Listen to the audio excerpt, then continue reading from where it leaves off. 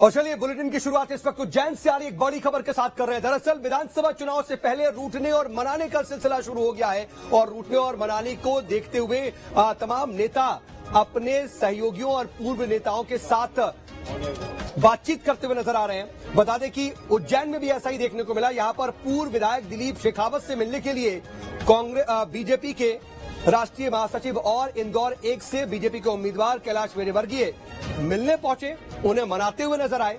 बता दें कि कार्यकर्ताओं को भी इस दौरान कैलाश विजयवर्गीय ने नसीहत दी। दिलीप शेखावत एक मजबूत नेता है, सीधे तौर पर यह बात कही। यह भी कहा कि आप दिलीप शेखावत को एक छोटा नेता ना बनाएं, दिलीप शेखावत की आन बान शान बनी रहेगी। तो कुछ इस तरीके से अपनों को मनाने की कोशिश भी करते हुए तमाम नेता नजर आ रहे हैं, क्योंकि टिकट बंटवारे के बाद जब स्थिति साफ हो गई बीजेपी की, तो कम से कम बीजेपी के जो उम्मीदवार साफ हो गए, तो उसके बाद बहुत से नेता हैं जो नाराजगी भी अपनी जाहिर कर रहे हैं। इसको लेकर के अब ये रूठने मनाने का सिलसिला देखा जा रहा है।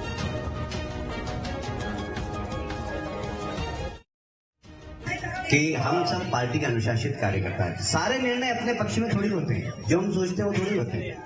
मैं आपको फिर रिपीट कर रहा हूँ, मेरी लड़ने की 1% भी इच्छा नहीं थी, तो मैं को डरता थोड़ी हो गई कि मैं लड़ूंगा तो हार जाऊंगा। मैं आज भी 50,000 से जीतूंगा, नहीं जाऊंगा तो क्षेत्र में तो भी 50,000 वोट से जीतूंगा, क्योंकि मैं थोड़ी लड़ता हूँ, कार्यकर्ता लड़ते हैं, कार्यकर्ता जिताएंगे। कैलाश विजयवर्गीय क्या है? आप में और कैलाश विजयवर्गीय में क्या अंतर है? कोई नहीं।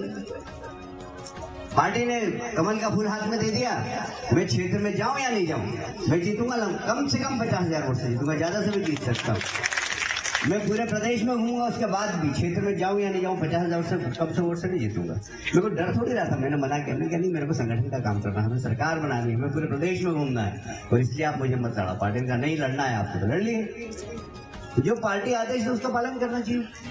आपकी बात मैंने सुनी, आपके बात में आज शाम को 7 बजे हम लोगों की बैठक वहां बरोबर प्रॉपर चैनल पर रखूंगा। पर एक बात फिर मैं दोहरा रहा हूं, दिलीप बड़ा नेता है, आप ऐसा कोई काम मत करिए जिससे वो छोटा नेता हो जाए। मैं गारंटी ले रहा हूं, दिलीप भाई की आन बान शान तीनों का ध्यान मैं रखूंगा, ये आपको बताता हूं।